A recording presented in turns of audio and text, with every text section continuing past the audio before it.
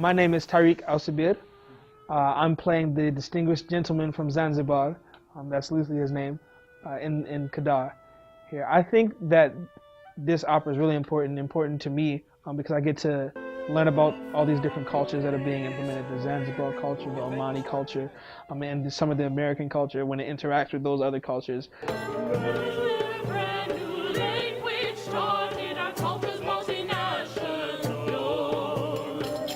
You know, we're doing it with dialogue and with blocking and stuff. We're also doing it musically. So being a singer and an actor, I appreciate those. Well, I've been a part of this process pretty much since the beginning of this process. I mean, it's at least for the beginning of the staging and the scoring of the music. So I've been able to see how it's progressed. With Mr. Tony Small, we visited mosques in Baltimore just to see. Actually, it was a mosque that I actually grew up going to, Al Rahman, because I actually am from a Muslim heritage. Muslim religion. We got to go there, see how they worship, hear what the sound sounded like, and let that marinate with us for a long time, so that through the course of acting it and singing it, we can kind of become that for a few hours. I've learned so much about this piece.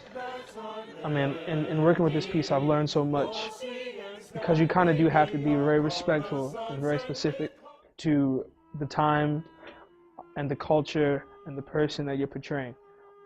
Because some things are not as strict here in America as they are over in Kiryat in Oman and in places like that.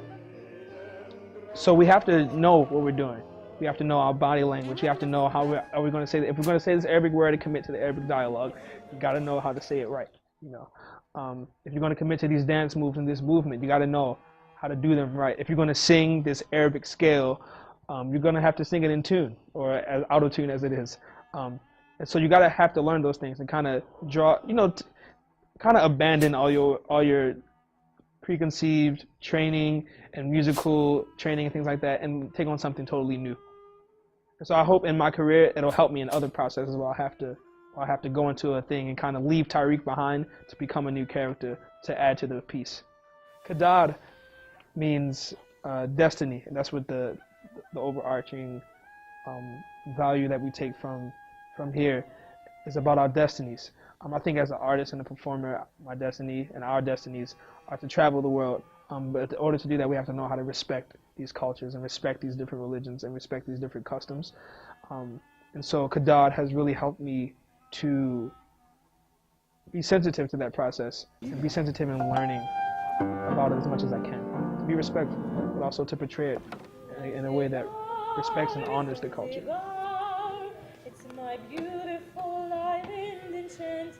I think what this does for dispelling stereotypes, it gives our audience this option of, you know, in the world today with all the technology and the information that we have these choices of continuing to believe the stereotypes that we have, or we have the choice of going, learning about the actual culture, learning about the actual people, and then having that knowledge of what they actually are.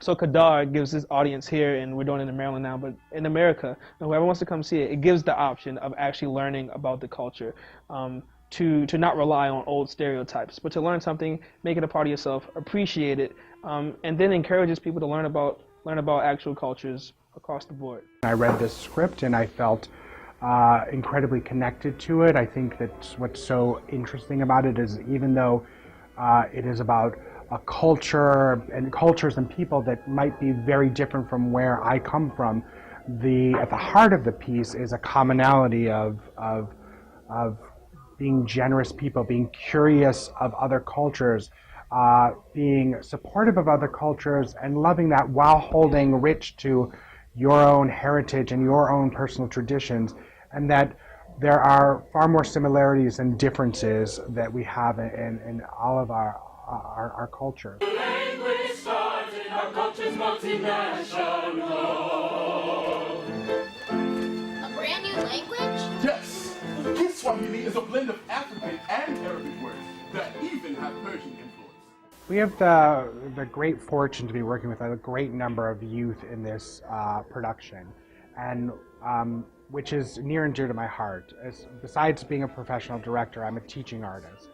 I still do teaching because I think that there's great value in the theater arts and music and dance for children in fostering a self-worth and a freedom of being who they are and celebrating creativity and not being stifled by what sometimes they feel they need to do.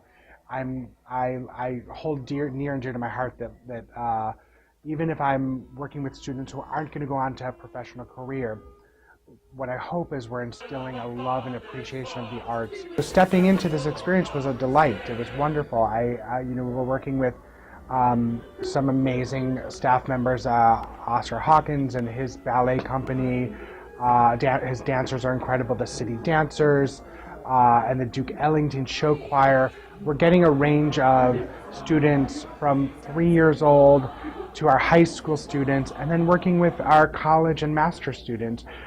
There's a nice sense of mentorship. You're seeing the little nuggets getting to learn about performing from their, slightly older peers, and we're getting our younger high school singers getting to see how our professional actors are coming in. And so not only are we, creating a piece of art, but I think there's an inherent educational system built into the structure within our casting.